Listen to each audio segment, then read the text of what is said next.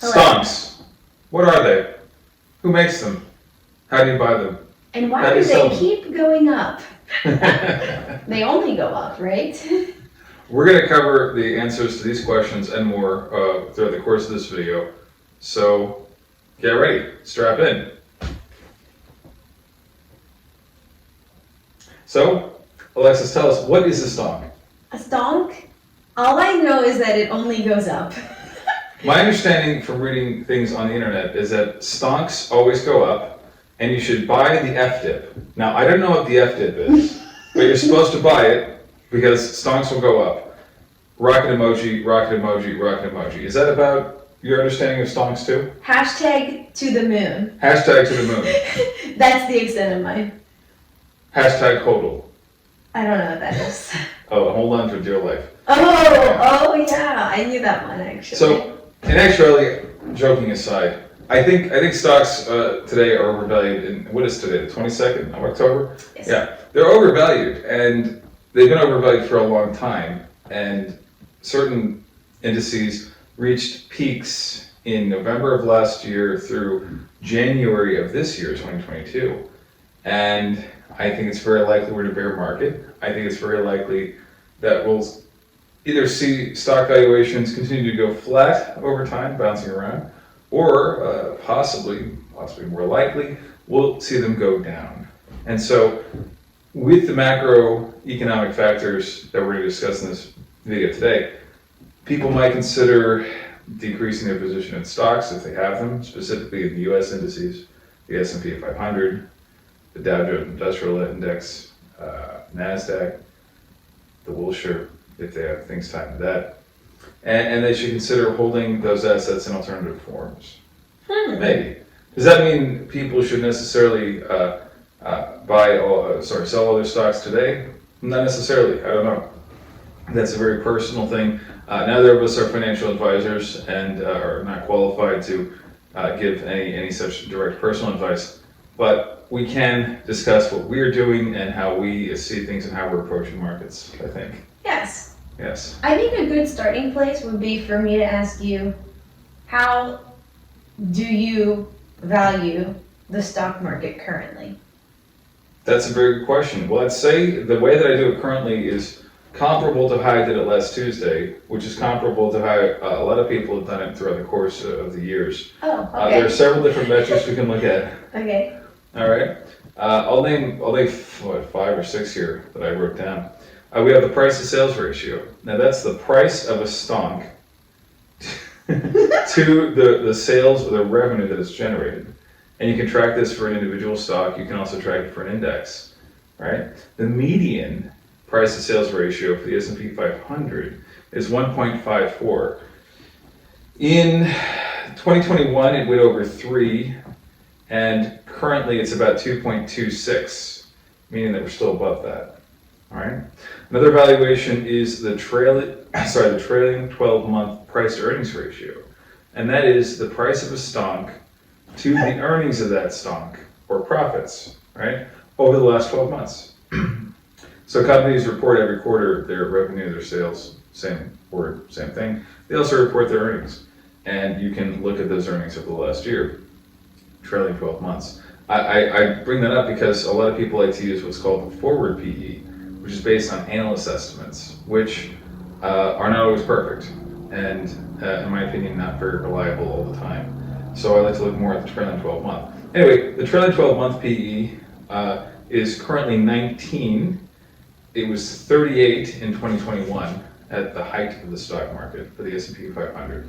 And the median for it is 14.91.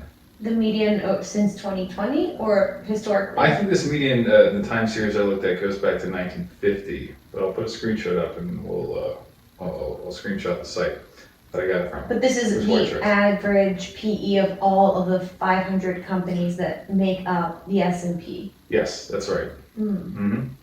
The Shiller PE, now that's coming from Robert Shiller. It's a complicated formula he put together, but basically it tracks the previous 10-year stock market performance. The Shiller PE is currently, 27.6, At its height in 2021, it reached 37, and the median for that is 15.89. Okay. Next, we can look at the dividend yield. Dividend yield is the percent yield of dividends paid out of to shareholders of the S&P 500 constituent companies. Currently, the dividend yield is 1.73%. Yeah. And its median is 4.23%. So that means that today, if you own shares of the S&P 500 companies, you're being paid maybe 40%, 30% or so of your typical dividend yield. And as the dividend yield goes up, that means stocks are a little bit undervalued. As the dividend yield goes down, that means stocks might be a little bit overvalued. Mm-hmm. The last consideration is the one called the Buffett indicator after Warren Buffett, which is the market capitalization of stocks of the Wilshire 500 index, which is most of the United States listed stocks, over the gross domestic product, which is a somewhat reliable measure of productive capacity of the United States. And that median is 70 to 80%, depending on what time series you look at. In 2021, it reached a high of 173%, and today it is about 131%. So according to all these metrics, the S&P 500 and the journal stock indices are overvalued. Yeah. So do you think that for us, because we currently are not all that invested in the equities market, a good entry point would be once those metrics return to the median? Well, this is a family-friendly channel, so I don't want to talk too much about entry points. Okay, but we can talk about them when it comes to the equities markets. Okay, let's. So you're saying well, I think you're making some presumptions. First, that I don't own any stocks, and second of all, that I have liquidity to buy stocks should they decline in value. And that's one of the big things we talk about, or that is being talked about currently in the financial press, which is should we buy the FDIP? The effing dip. The FDIP. Should we buy the dip? And a lot of people are of the mindset, yes, buy the dip, stocks will continue to go up, as they always do. Right. I'm not sure that I agree with that. And why is that? Why would you not agree with that? Because historically, even though there are dips, the stock market does recover and then continue to accelerate. Right. I think what you might be thinking of is the oft-quoted statistic that the S&P 500 has returned 8 to 10% average returns over the past so many years, usually going back to somewhere around 1920. You took the words right out of my mouth. I didn't mean to. I've heard that one too, and a lot of financial advisors will say that. And again, I just like with real estate agents or anything else, I don't mean to impugn financial advisors, but let's consider the conflicts of interest, or at least the financial incentives driving them. There are people who get paid commissions to sell fund products or structured products to investors. Sometimes they'll get loads, they'll get upfront fees on those. Sometimes they'll get paid a commission. Sometimes they'll just get paid for assets under management. But assets under management means that cash, the capital, is inside of a fund or inside of stocks, and therefore is being actively managed by a fund manager who then in turn sometimes buys secondary funds that have their own asset under management fees. So for example, if you have a financial advisor that's charging you 1.5% a year for assets under management, and they go and they buy an ETF, and that ETF charges, let's say, 0.8% a year to track the S&P 500 index, let's say, then they get little slices of the pie every step of the way, which is not by itself a bad thing. I'm not against active managers. I have some questions about passive investing, but I'm not against active management dogmatically. But let's consider it. These are people, they have families to feed, they have profit incentives, so they want to keep people in the markets. Mm-hmm. And they themselves typically invest accordingly. They go out and they buy stocks for themselves. So I don't think there's any hypocrisy there necessarily or anything wrong. I just think they're correct as a group.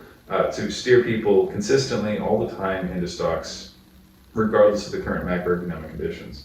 Mhm. So they'll say often that 8 to 10% annual returns are commonplace. And that's true. If you take a long enough time series, you can find 8 to 10% returns. One thing that figure does not take into account is the devaluation of the currency that we know as inflation. If you inflation adjust that, you might get returns that are closer to 6%, maybe 7%. Also, importantly, it discounts the fact that there are significant time periods where stocks have certain valuations they arrive at, they decline, and then it takes a certain number of years for them to reapproach those original values. We might be in such a time period today. I don't know if we'll see the recent all-time highs. For example, in the S&P 500 of greater than 4,800. 4,800? Yeah, I think it reached a high of 4,800. I don't know if we'll see a return to the all-time highs of the S&P 500 at 4,800 for the index, greater. Like ever, or just in the next 5 to 10 years? For a long time, and with the caveat that we have to adjust for inflation. If the United States Treasury gave every single United States citizen $1 million today, we'd probably see the S&P 500 go well above 4,800, because a good number of people would simply put that into the markets. Mhm. But there are periods of time during economic recessions, during depressions, where the S&P 500 remain flat, and I'll quote them specifically. We have from 1929 to 1954, a time series most people are familiar with.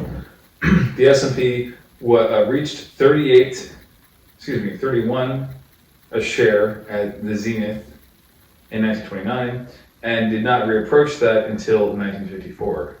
Data from macrotrends.net. That's what, 25 years? Yes. In 1972, the S&P 500 reached 118 a share and didn't reapproach that until 1980. That's an 8-year period. Mm-hmm. From 2000 to 2007, and then again from 2007 to 2013, the S&P 500 hit 1,500 a share, or thereabouts. So during that period of time, from about 2000 to 2013, there was dead space. Yeah. Right? There was no significant capitalization gains from holding of the shares of the S&P. Why do you think those are large spans of time. Why do you think everyone, I feel like it's common knowledge, it's very kind of mainstream to believe that you invest in the stock market passively through index funds and you will see, over the course of 40 or 50 years, you'll see great gains. I guess that's because even if you have something, except for maybe the Great Depression, which took 25 years, most people are invested for more than 8 years or 10 years. So they might experience that dip and be worse off for it when they retire, but they don't really know the difference because they've still had significant growth in their portfolio over the 40 years that they were investing and saving. Right. So I guess maybe in the grand scheme of things, unless it's like a 25-year delay, probably having a 5 to 10 year stagnation of your portfolio isn't that big of a deal.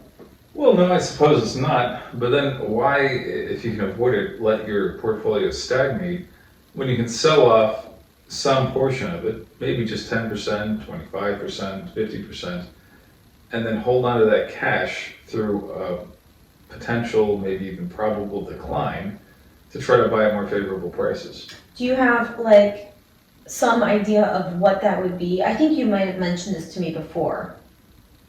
I think you said that that you think it would make sense to sell holdings if the valuation is 2 standard deviations above the mean? Yeah, you can look at different valuation metrics, and if they're 2 standard deviations above the mean, you might consider selling. Even 1 or 1.5 standard deviations is significant. Or you can also look at buying at 2 or 1.5 standard deviations below the mean, below the trend line. But if you are invested and you have your savings in the markets, most people would say like, okay, you're in it, just ride the wave. So you're saying that if you see 2 standard deviations above the average share price for the S&P or whatever the index is, that makes sense to sell because it's probably too frothy. It could, or again, any of the 5 metrics that I mentioned previously. Oh yeah. If the S&P 500 or the Dow, if they're above these metrics significantly, metrics such as that tend to return toward trend line. And not only turn to the trend line, to the median, but they tend to overshoot it in one direction or another. In bull markets, they tend to go above, and in bear markets, they tend to go below. Mm-hmm. That's at least a tendency. Yeah. Yeah. It's worth considering. Yeah, I mean, I feel like because of my personal position, I'm not really in the boat of having a lot of money that has dropped and is still invested in the market. But I imagine that'd be kind of a tricky place to be. Sure. If people bought in, let's say an average S&P price of 3,500, and they saw it go up to 4,800, and now it's gone back down to about 3,750 or so. It's close today. It can be hard. It's difficult to manage. Yeah. That's one big reason that having an emotionally detached financial advisor might be worthy of consideration. But one probably who is an active manager, right? That's a consideration. A lot of people have difficulty dealing with the psychology of that, the psychology of loss. Mm-hmm. Absolutely. Well, I wanted to move on to one of the things that's causing valuations to be as high as they are. I don't think fundamentally it's because companies have become more profitable. I don't think it's because companies are selling more, producing more. In fact, our GDP is kind of languishing over the last couple of years, especially since the government imposed shutdowns in 2020. But we had a substantial amount of liquidity added to the markets. That is, a substantial amount of assets that were purchased by the Federal Reserve. And the purchase of those assets, mostly bonds, allowed banks to have an increased valuation of their United States Treasury bills, which are, according to the Basel III system, used as Tier 1 collateral.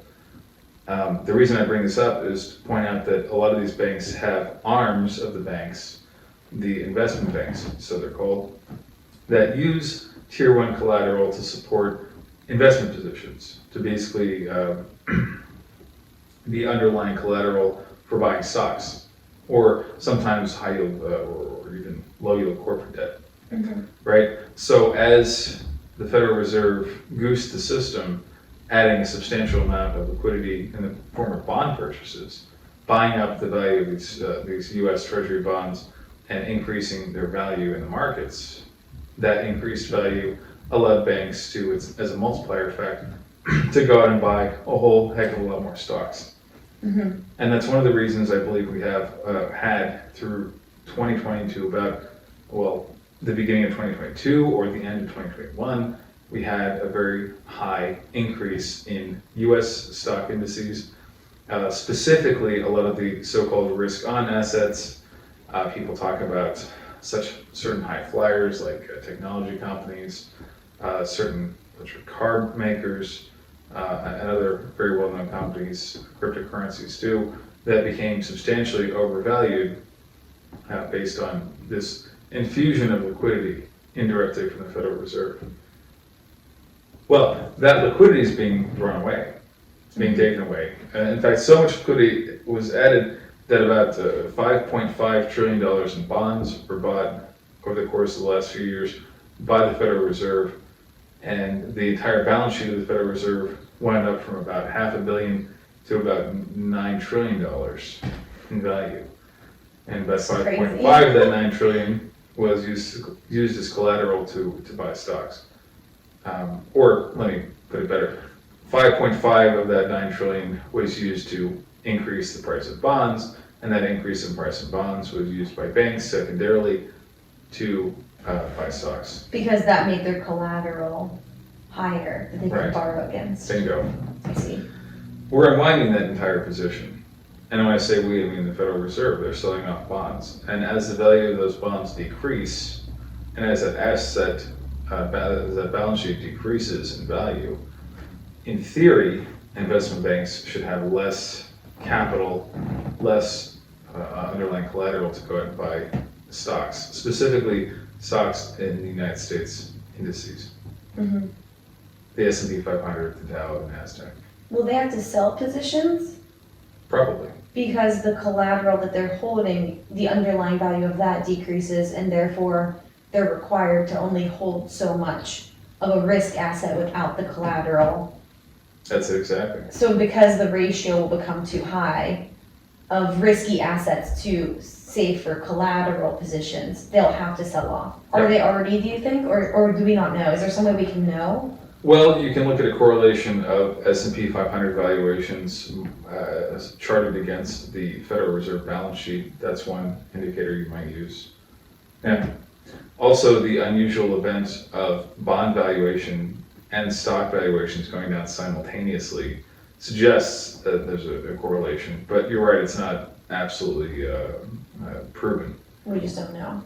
Well, we have a strong suspicion, Interesting. right? It's not definitive. Are those all the reasons that you think stocks are currently overvalued, or do you have more? I have more. Okay, I sorry. have so many more. This one, it's in concurrence with famed big short investor Michael Burry, who pointed this out, I believe back in sometime around February 2021. He said, and I agree with this completely, he said passive investing is overdone. It's in a bubble. Now, are you familiar with passive investing?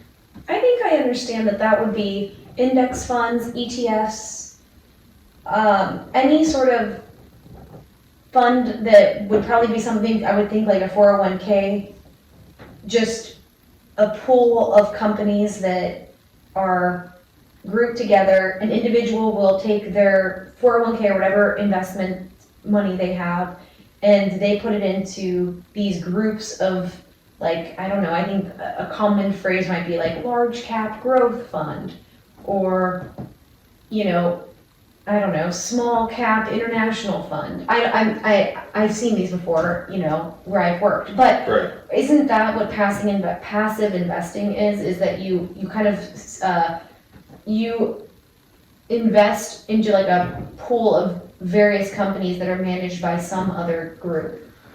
That sort of strikes the concept of passive investing, but I'll make a further refinement. And that is a problem with 401k portfolios. They have very limited options, and they're often investing in secondarily or even tertiarily in funds, investing in funds. It gets a little complicated unnecessarily. And you become very detached from the original issue, the original equity issue. But I would more clearly try to define passive investing as the purchase of exchange-traded funds related to a specific index.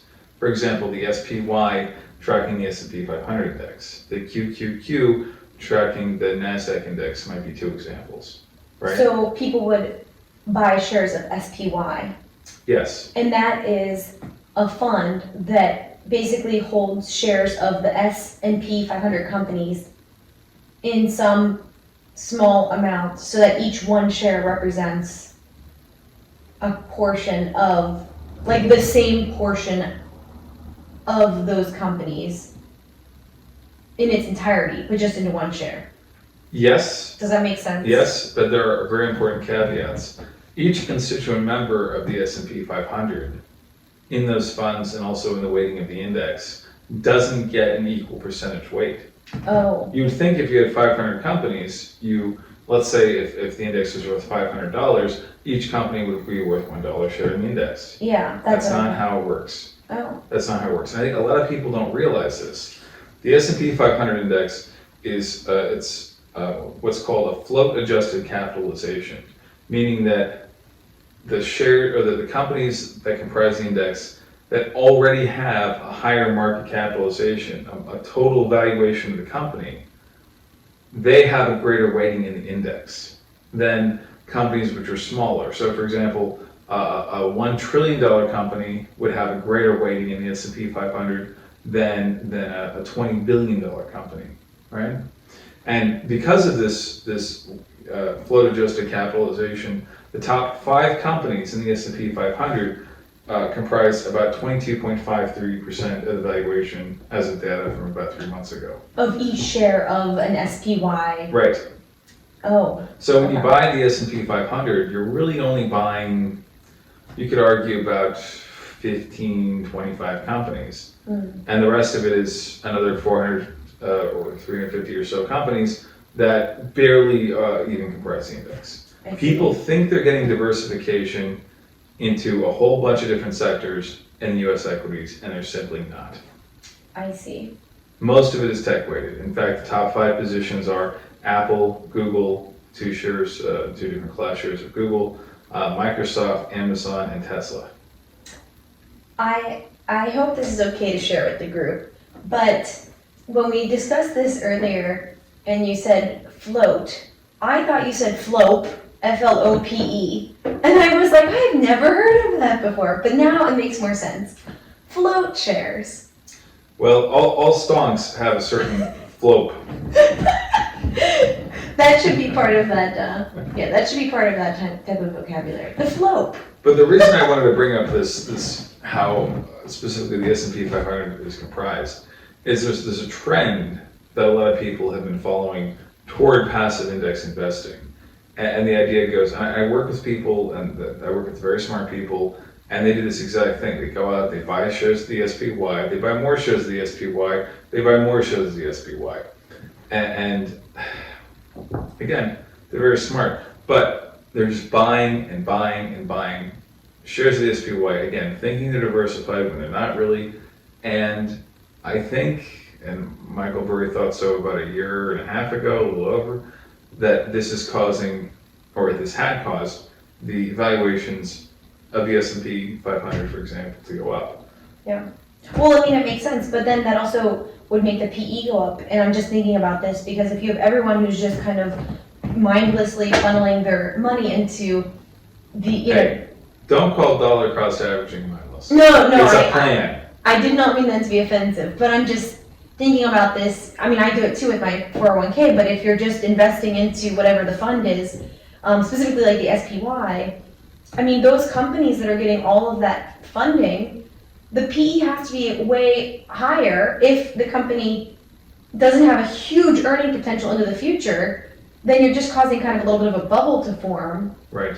And nobody's even really aware of it because, well, I mean, in some cases your hands are just tied. Like my 401k, I don't have a choice, I put it in, I don't know, a couple different randomly assigned funds, I don't know, like there's, being diversified within those funds, there's, small cap, large cap, mid cap, and aggressive, and. Well, now hold on a second. Didn't you recently change jobs and now you have the ability to roll over your 401k to an IRA? Well, Have you yes, done for my this? previous job, so I can do what I want with that, but Right. now with my current position, it's the same thing. My point is just that, Fair enough. it's hard to get away from that for most Americans that work, especially with larger companies that have, a 401k plan that's kind of restrictive.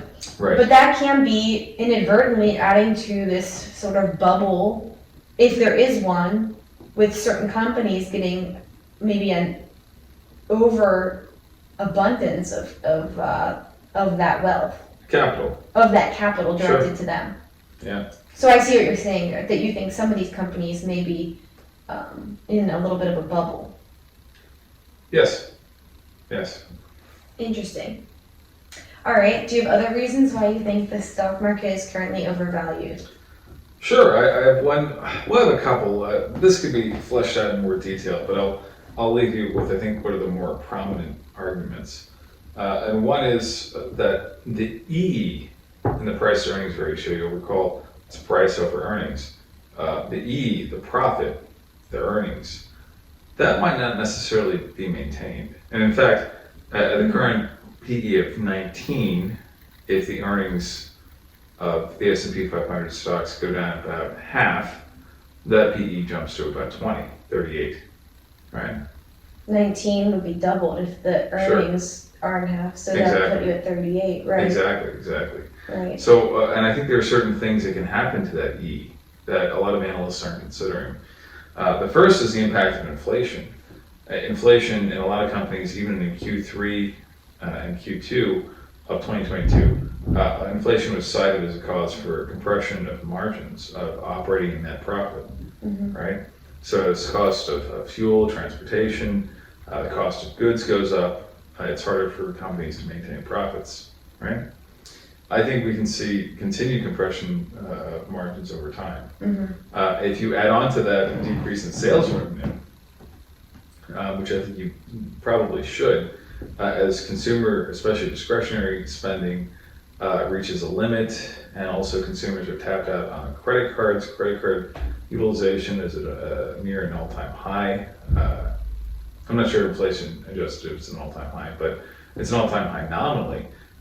Consumers are more in greater credit card debt than they've ever been, right? And a lot of that credit card debt is being used for necessary things like food and utilities. So I think the consumer in the United States is tapped out, or about to be. And that's only going to further complicate companies that need consumers to buy their products to maintain their earnings. Right. So if we see a bit of a squeeze on the consumer, then it follows that a lot of these companies that are relying on consumer sales to feel a similar squeeze on their earnings. Yes. Interesting. Yes. Makes sense. Well, more specifically, a decline in sales. And then the earnings themselves will be further declined by increased cost of revenue, increased cost of materials, cost of energy, cost of employees, everything else. And lower sales. Right, but there are two different accounting items. But yes, if sales go down and cost of revenue goes up, and SG&A and other costs go up, then yes, they all cause earnings to shrink. Yeah. Okay. And then another thing that I think we're not considering is the cost of capital has been going up and is likely to continue going up.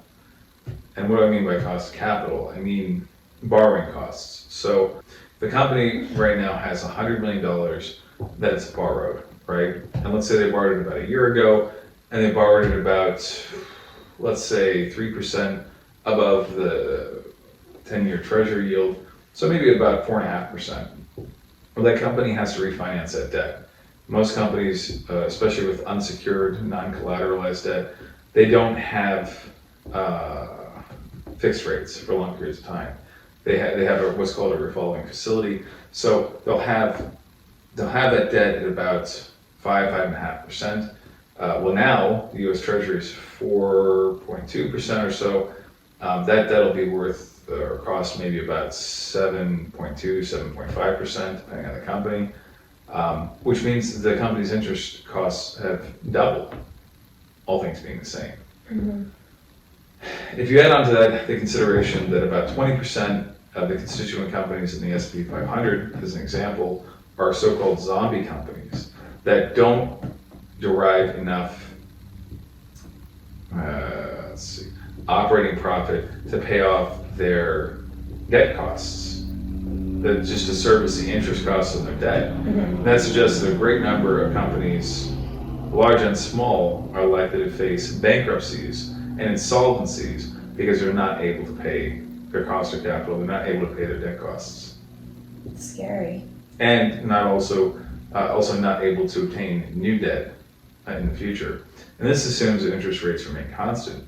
If interest rates over the long term continue to rise, because there's a rout in the bond markets, because the Federal Reserve keeps raising interest rates artificially through their Fed funds rate or through a quantitative tightening program, I think we can see this effect amplify even more. And I think the results for that could be disastrous. I mean, that's gonna, US sectors. that would cut into, I mean, well, aside from the zombie companies, or companies that are not zombie companies, so to speak, it would still cut into their profits. I mean, the more expense they have to just cost of operating expenses, or I guess that would be considered operating expenses that would go up. I mean, that's going to cut into their bottom line.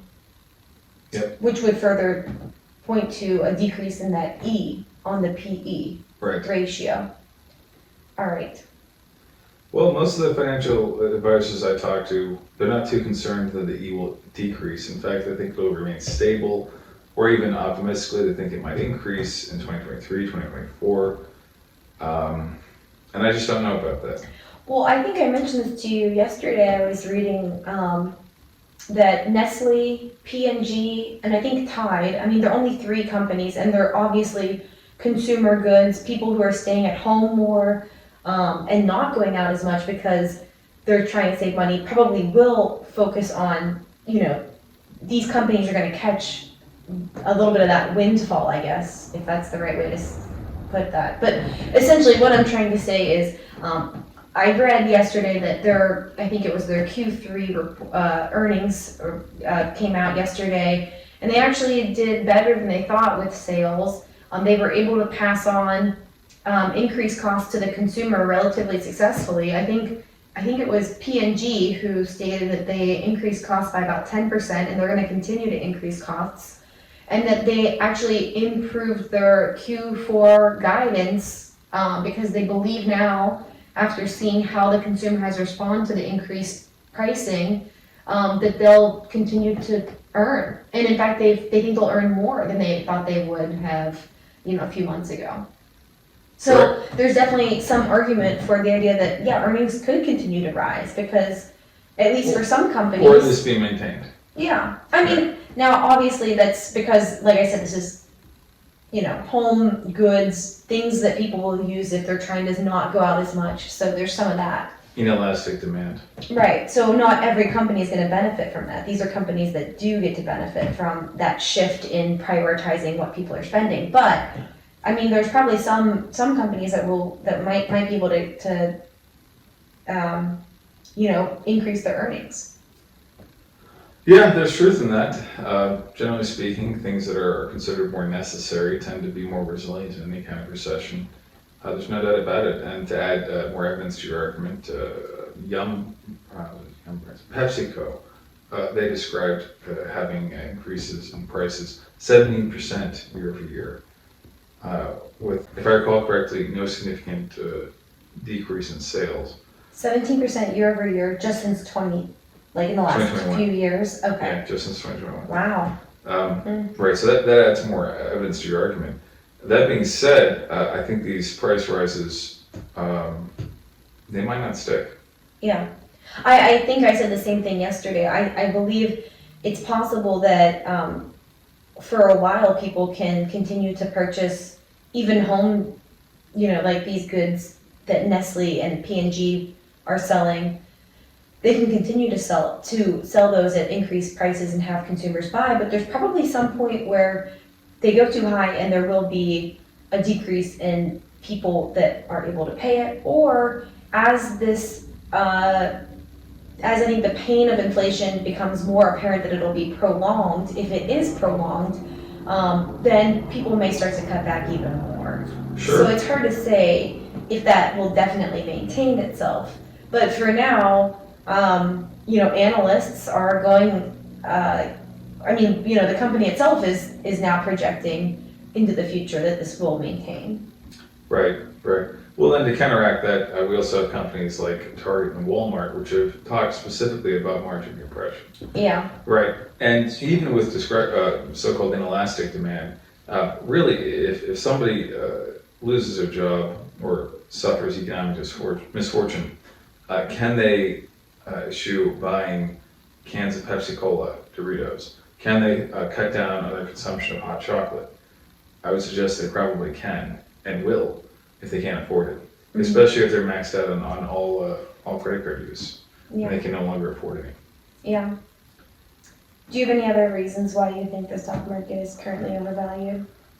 What, besides the slew of metrics, the macroeconomic evidence, the analysis of performance of companies in lifetime? I'm not implying that you should have more reasons. I just don't want to cut you off.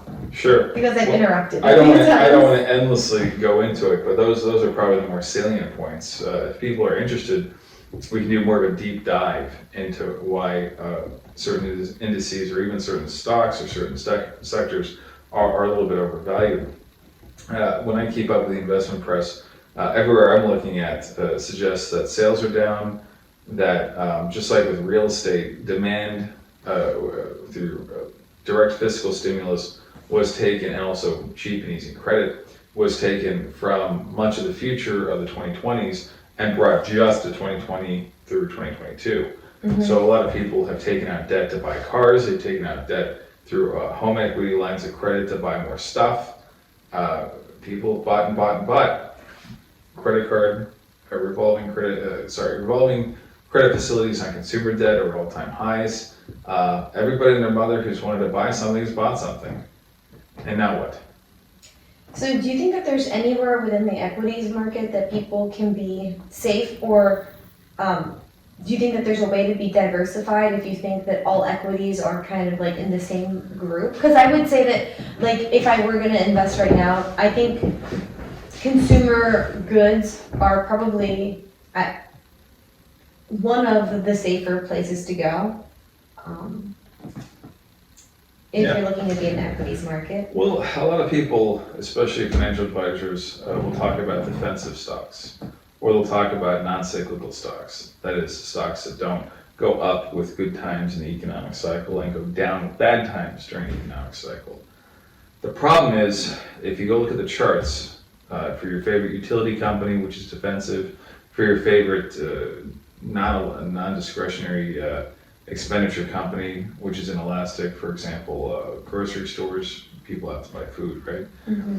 If you follow those, you'll see that even during bear markets, in fact, especially during bear markets, they'll decline substantially in price along with everything else. The old adage is, all the boats rise and fall with the tide. So if the macroeconomic forces are forcing the tide down, they should force all the boats to go down with it. Now, your favorite blue chip companies in a really bad bear market during a depression or a really sharp recession might only go down 70%, whereas high flying tech stocks might go down 98%, 95%, right? But they'll still go down, or at least they could. During this, in those circumstances, they will. I think the best answer is to at least consider, well, there are a lot of different things to do. You can take certain portions of your net worth and you can de-risk. You can sell off a certain amount of assets, come up with a capital allocation plan. Some people describe the all-weather portfolio as being 25% US stocks, 25% US bonds, 25% US dollars, and 25% gold. That's supposed to basically give you kind of an all-around average decent return, or at least a preservation of value, no matter what the economic conditions are. Possibly that's the way to go. Or to determine how much capital you want to keep in stocks at any given time. It doesn't have to be 100%. A lot of financial advisors will say it's better to spend time in the market rather than to try to time the market. And generally speaking, I agree with that advice, especially, most retail investors, most average people, they don't know valuations, they don't know technicals, they haven't done a lot of the research, even just to make basic macroeconomic plays, like to buy a US index or a Chinese index or anything else. Never mind to try to pick specific stocks based on the market price or capitalization, to the discounted net present value of the stock, or discounted free cash flow of the stock. These things are sort of more complicated and beyond a lot of people's ability to easily calculate. Okay, that being said, people can, at the very least, well, if they don't want to use a financial advisor, they can at the very least decide how much capital are they willing to put at risk. So let's say one big question to ask yourself is, take the percentage of your portfolio that you have in stocks. Let's say it's 50%. And let's say the other 50% is some mixture of cash, US dollars, and bonds and gold. Okay. And let's say there is a drawdown of the stock markets by 50%. Okay. So that, what did I say originally, 50%? 50%. So that 50% of 50%, so if there's a decline in stocks by 50%, are you okay if your net value goes down by 25%? Yeah. So 1/2 times 1/2 equals 1/4. Are you okay with that drawdown? And secondarily, are you okay with that drawdown if it lasts not just a couple of quarters, not just a year or two? Are you okay with that drawdown if it lasts 5 years, 10 years, 15 years, which we've seen happen before, right? Especially if you're older, can you stand such a drawdown in equity valuations and still be able to fund your life going forward? And these are questions to consider and to think about very deeply. Yeah. I think, to discuss with family, financial advisor. And we're happy to field, specific questions too, just kind of on a hypothetical basis, like if we were presented with the circumstances that you described to us, what would we do? Again, with the caveat that we're not financial advisors, but it would be fun to tackle some of this stuff, and we can sit down and dissect some specific situations. And, other people who might have some feedback or advice to share with us, because that could be interesting also. Right, I think it's a good wrap up. Just to summarize, I personally think that the U.S. indices are overvalued, and I've organized my investments in such a way that if there's a substantial drop in the S&P 500, I will come out either profitably or at least break even under most circumstances. And I think a lot of people ought to sit down and look at their own situation and just consider, what would I do if there's a significant decrease in valuation of U.S. indices over a period of time? Should I think about looking internationally? Should I look at assets that are outside stocks altogether? Should I consider real assets? Should I consider commodities? Should I consider real estate? Should I consider bonds? Should I consider precious metals? These are all things worth thinking about, I think. And how comfortable am I dealing with loss in the event that I face it? Especially a long-term loss. It's worth mentioning that the last two major market declines we had, from 2000 to 2003, and then again from 2008 through 2009, they were short-lived. And especially the one in 2020, very short-lived. And why? Why were they short-lived? Because the Federal Reserve was able to suppress interest rates, increase the value of bonds, and then allow banks secondarily to go out and buy stocks. I would argue in that manner, the Federal Reserve artificially boosted the value of stock prices, but they can't do that today. Yeah, exactly. The Federal Reserve is out of rocket fuel. If they continue to support bond prices, and if they continue to secondarily support U.S. equity prices, then what they're going to end up doing is causing even more inflation, which is very unpopular. Yeah. They are not in the same position that they were years ago to pull out tools to help alleviate whatever pain we're going to feel economically here in America. But I think that's a great, I think that was a great production so far. I think we covered some good topics. Okay.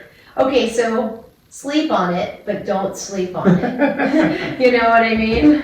I would also suggest, similar to our discussion with real estate previously, that whatever you decide to do, whether it's entirely by yourself or with family, financial advisors, the bar with friends, by yourself with coffee and a notepad, come up with a plan of what you want to do. Figure out what your risk tolerances are, figure out what prices you consider selling, whether it's for individual stocks or for indices, if you have individual stocks. Consider what prices you consider buying, consider what ideal capital allocations you have, and also what metrics you're looking at. We've mentioned some here. We'll be sure to link to them or else embed them in the video or both.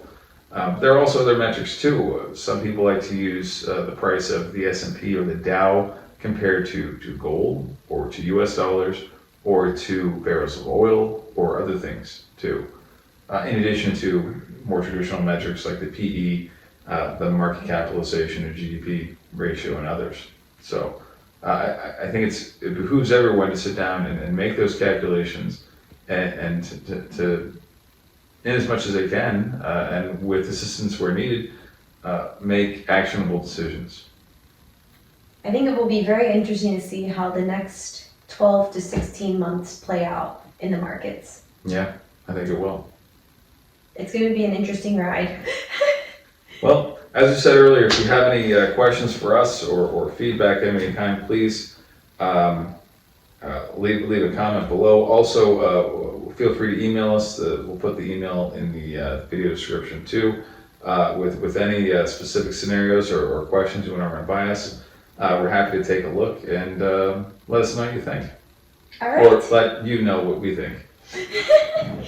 This has been fun. Everybody, sleep on it, but don't sleep on it. Amen.